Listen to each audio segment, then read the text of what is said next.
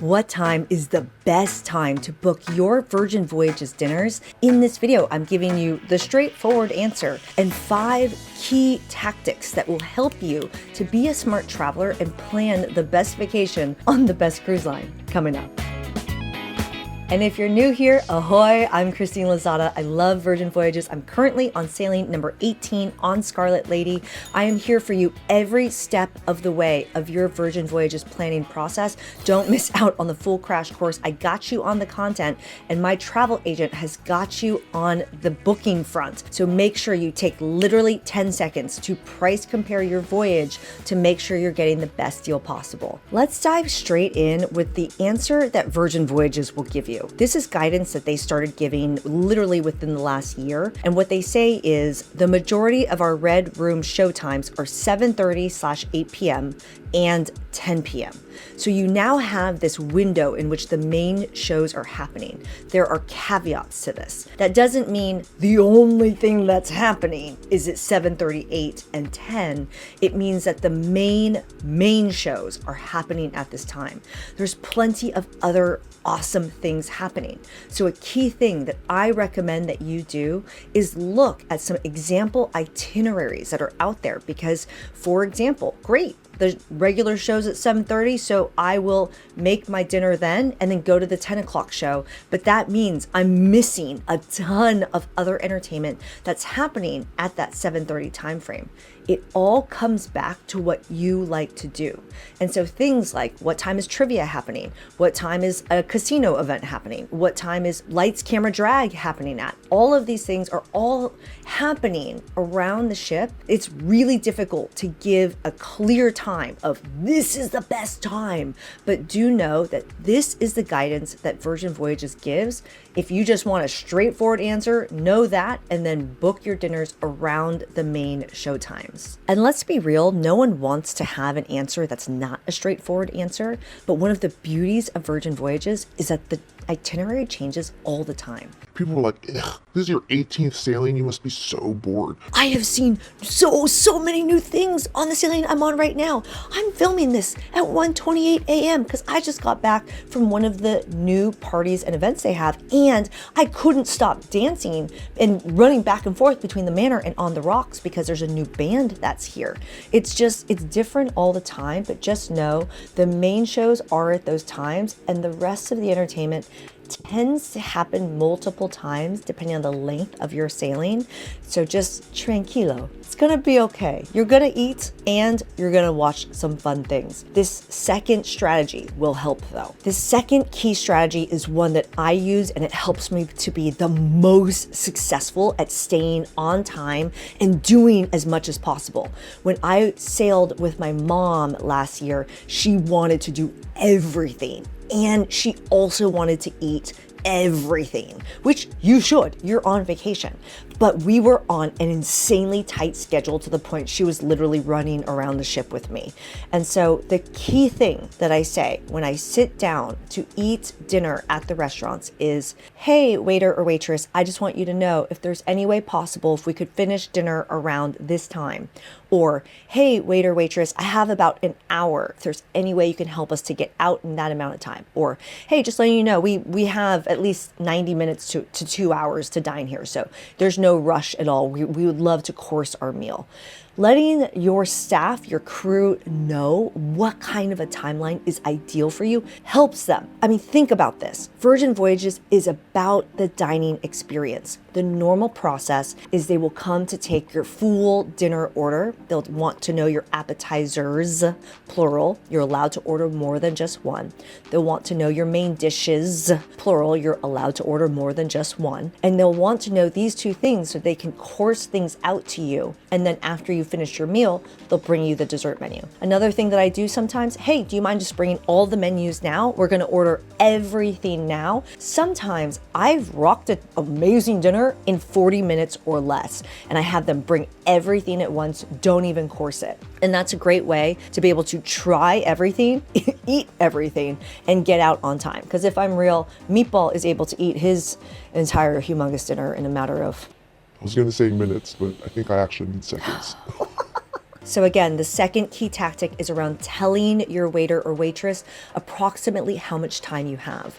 This third one is a key one, and it's around figuring out which dinners you want to be spending more time at, or just knowing which ones take more time. So an example of that would be test kitchen. Test kitchen is one, depending on how busy your ship is, they'll try to seat everyone around the same time and then course everyone's meal, because it's a multi-course menu, at the same time. And depending on how busy it is, sometimes that can take time. And so this is a key time to let your waiter or waitress know. But test kitchen can also be a time that you want to have a long dinner. I shared in my YouTube videos, I once had a 4-hour dinner there and people were like, oh my God, that's awful. And I was like, no, it wasn't. It was great. I allotted 4 hours. Why? I wanted to meet the kitchen staff. I wanted to go say hello to the chef. I also wanted to do the wine pairing, and then Meatball did the cocktail pairing. I wanted to spend a ton of time. I chatted with the sommelier for a long time. I wanted to understand what region each of these wines were chosen from and why. So it can take a really long time. I wanted to spend time at Test Kitchen. Another example is Gunbae. Because you are sitting in a shared setting with other sailors and you guys are dining together in this family style way, it means that they will normally start the dinner once everyone is seated. Sometimes it's busy. All the sailors are coming in and they seat you really fast. And other times you might have to sit for a minute as they wait to fill your table. That can take time. And then it takes time for them to go through the menu and then explain everything, and then they will place the order. And then the other thing about Gunbae is they're cooking in front of you, and that takes time as well. And I'm not saying this in any kind of a negative way. It's just understanding the process at Test Kitchen and Gunbae, and these two restaurants can, not always, but can take more time versus something like the Wake or Extra Virgin or Pink Agave is a little bit more straightforward versus those restaurants. And so understanding how long you want to spend at a restaurant and how long it might take given the style of restaurant you're dining at that night are things that can help you to plan ahead for your dinner. This fourth tactic is a really important one because it comes back to, it varies based off of the itinerary that you are on. But if you're getting some value out of this video, cheers that like button, consider subscribing. And if you have a helpful tip, we're all a community, please add it in the comments below. I have over 50 YouTube videos. I learn new things from you guys all the time, but do know that if you ain't got time, my insider guide is where I summarize all of my key tips. And also join us in the Facebook group, Be a Smart Traveler. I want you to book your next sailing with us.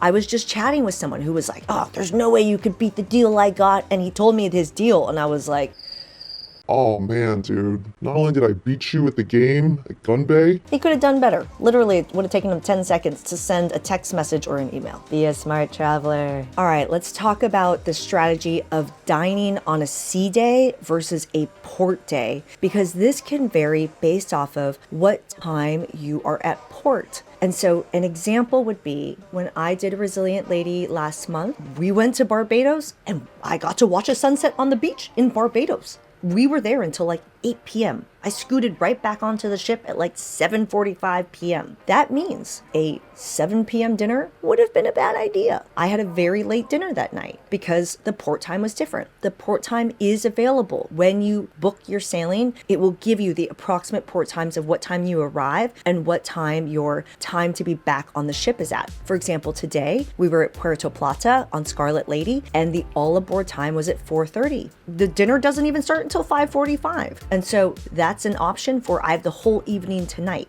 So looking at your port days and understanding what time you're getting back at, because, you know, maybe it's a port where, oh my gosh, you want to spend the entire day out there enjoying yourself.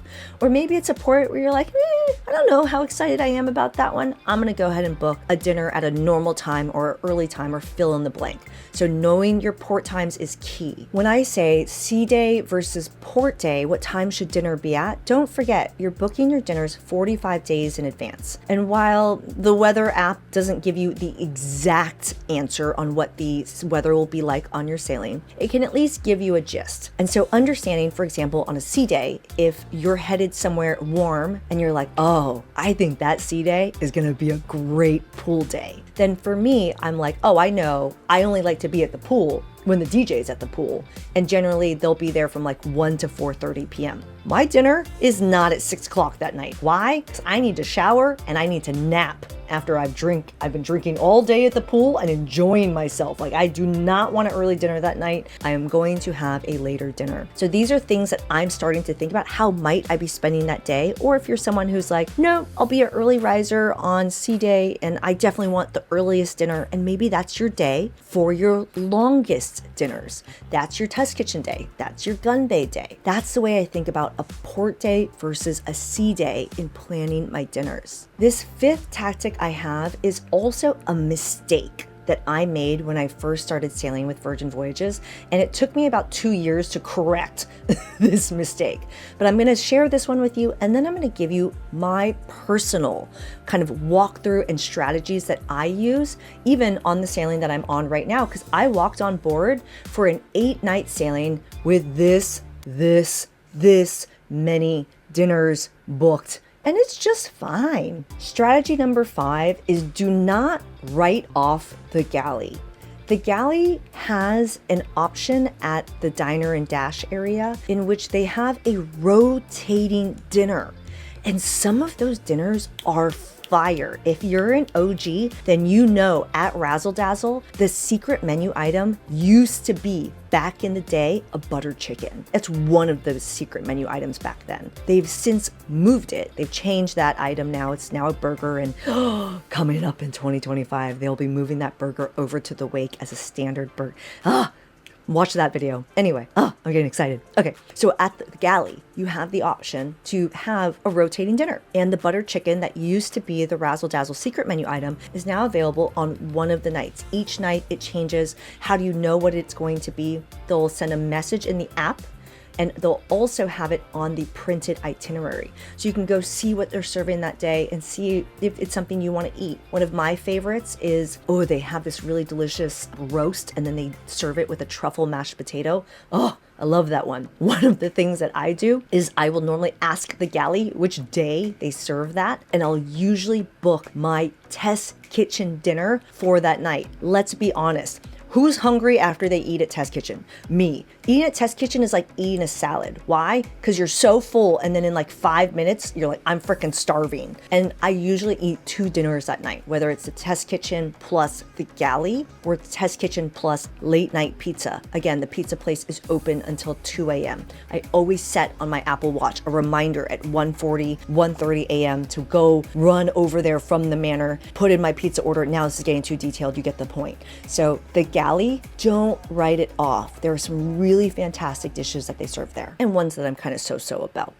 It depends. So let's talk about how I personally do it. 45 days before, I'm reminding myself, if you've booked with us, we'll send you a reminder. And then I am going onto the app. I already have it set up in advance, so I'm not messing around with it now that it's game time and to start booking things. On day 1, embarkation day, I'll do one of 2 things. Whether I'm sailing alone or I'm not, I 99% of the time will attend the solo sailor dinner. It's a great time to just meet other sailors. So you have friends and familiar faces throughout the ship. And that generally happens at 6:45 p.m. And normally it happens at Razzle Dazzle. But on Scarlet Lady with the changeover to Lucky Lotus, it's happening at Gunbae. If you're like, nope, I don't want to dine with a bunch of strangers, then generally on embarkation day, I will schedule my dinner for after sail away. If you know that weather is going to be real good, then I know I'm probably going to stay at sail away all the way to the end. So I might book a 7 p.m. dinner, but it tends to be on the earlier side and it tends to be a longer dinner.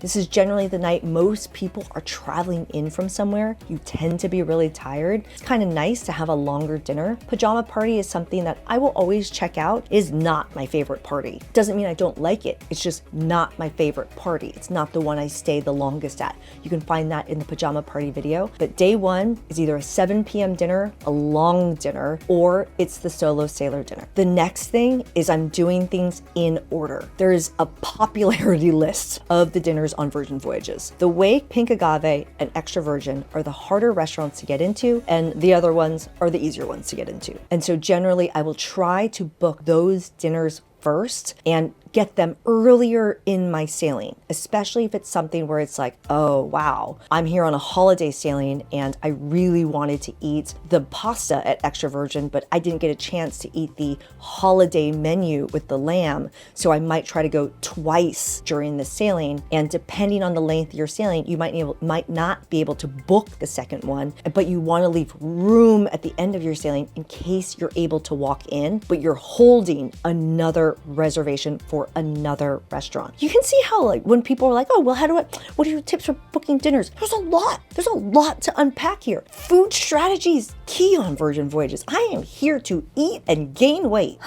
Should I admit that? Yeah, it's true. I don't fit in my pants at the end of these sailings. Let's be real. I should go eat something right now. Where were we? I'm booking things based off of the popularity of the restaurants and I'm pushing them early in my sailing. That's the tip here. This next one is a personal preference because I love music. I mean, don't forget Meatball is a DJ and I love dancing. So when I dine at Pink Agave, I will generally not book it the first night. I'll try to guess at which night Pink Agave After Dark is held and book a later dinner so that it either ends and moves into Pink Agave After Dark so that I can enjoy the music. If you're like, what the heck is Pink Agave After Dark? They will set up the DJ front of Pink Agave and it's a time in which it's totally optional. You can get up and dance, but it's a really nice atmosphere with the music. This next one is my strategy around how I book brunches. Brunches for me are always booked on sea days. Let's be real. You don't have anywhere you need to be, so why not enjoy a long brunch? I like to enjoy the nightlife at the Manor, so I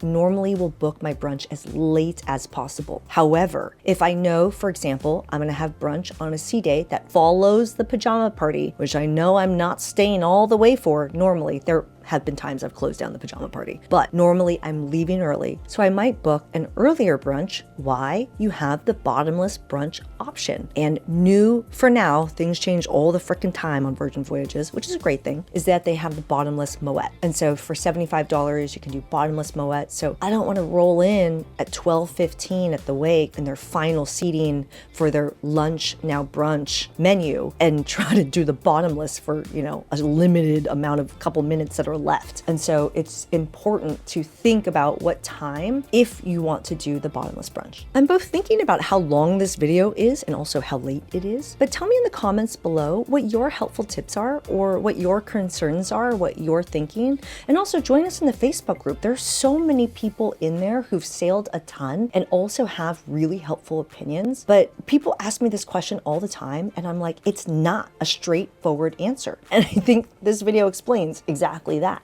right? I feel like we need a war map or something, like do strategies around dinner. Virgin Voyages. Especially if you're a new sailor, tell me what you're most excited to eat on Virgin Voyages in the comments below. Be a smart traveler. Book your sailing with us. We got you. We got you unlike anyone else has got you. We have so much experience on this cruise line and we're not passing you off to someone else. So if you have a question, holy crap, we can answer it. We will help you. People are always like, am I actually talking to JC? Am I actually talking to Christine? And it's like, yeah, I'm a real human being. I'm Christine Lozada. I'm here for you every step of the way. Join me for the next video in the crash course, and I'll see you over there. Ciao. I also really love seeing you guys on this sailing. It's been really nice to meet so many of you. So thank you so much for saying hello. If you ever see me, especially at the restaurants, dining, never think you're interrupting me. Come say hi.